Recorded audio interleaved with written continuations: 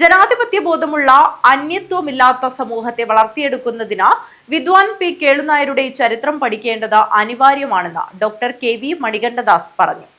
വിദ്വാൻ പിയുടെ 98ാം ചരമദിനത്തിൽ വിദ്വാൻ പി സ്മാരക ട്രസ്റ്റ് അമ്പലത്തറ കേശവ്ജി സ്മാരക പൊതുജന വായനശാലയിൽ നടത്തിയ സ്മരിപ്പിൻ ഭാരതീയരെ അനുസ്മരണ യോഗത്തിന്റെ ഉദ്ഘാടനം നിർവഹിച്ച് സംസാരിക്കുകയായിരുന്നു അദ്ദേഹം. ജനാധിപത്യ ബോധമുള്ള അന്യത്വമില്ലാത്ത സമൂഹത്തെ വളർത്തിയെടുക്കുന്നതിന് വിദ്വാൻ പി കേളുനായരുടെ ചരിത്രം പഠിപ്പിക്കേണ്ടത് അനിവാര്യമാണെന്ന് ഡോക്ടർ കെ.വി. മണികണ്ഠദാസ് അഭിപ്രായപ്പെട്ടു. വിദ്വാൻ പിയുടെ 98ാം ചരമദിനത്തിൽ വിദ്വാൻ പി സ്മാരക ട്രസ്റ്റ് അമ്പലത്തറ കേശവ്ജി സ്മാരക പൊതുജന വായനശാലയിൽ നടത്തിയ സ്മരിപ്പിൻ ഭാരതീയരെ അനുസ്മരണ യോഗത്തിന്റെ ഉദ്ഘാടനം നിർവഹിച്ച് സംസാരിക്കുകയായിരുന്നു അദ്ദേഹം.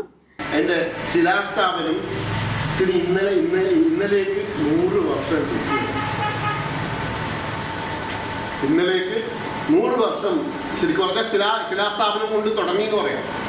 ആ സ്കൂൾ തുടങ്ങിയിട്ട് 100 വർഷം തികയുന്ന ദിവസമാണ് ഇന്നലെ. ഇന്ന് അദ്ദേഹത്തിന്റെ ചരമദിനം. അതോടൊപ്പം തന്നെ വേറൊരു യാദൃച്ഛികത വന്നുപെട്ടത്, ഇദ്ദേഹത്തെ കുറിച്ച് വളരെ മനോഹരമായ ഒരു ലേഖനം എഴുതിയ എ.കെ. കൃഷ്ണമാഷ് എന്ന് പറയുന്നത്, ഇദ്ദേഹത്തെ കുറിച്ച് ധാരാളം എ.കെ. കൃഷ്ണമാഷിന്റെ പ്രസംഗത്തിലൊക്കെ വിദ്വാൻ പി കേളുനായരും മഹാകവിയും കുട്ടവത്തും ഒക്കെ വരും.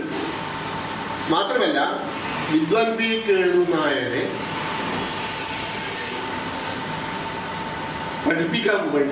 പഠിക്കാൻ വേണ്ടിയിട്ട് പട്ടാമ്പി സംസ്കൃത കോളേജിൽ പൊന്നശ്ശേരിയുടെ അടുത്തേക്ക് പറഞ്ഞയച്ചത്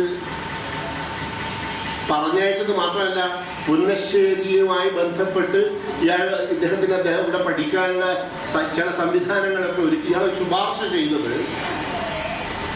എ.കെ. കൃഷ്ണമാരുടെ അച്ഛനാണ്. ചെറുപ്പത്ത് കുഞ്ഞിരാമ പൊതുവാൾ എന്ന് പറയുന്ന ആളായിരുന്നു.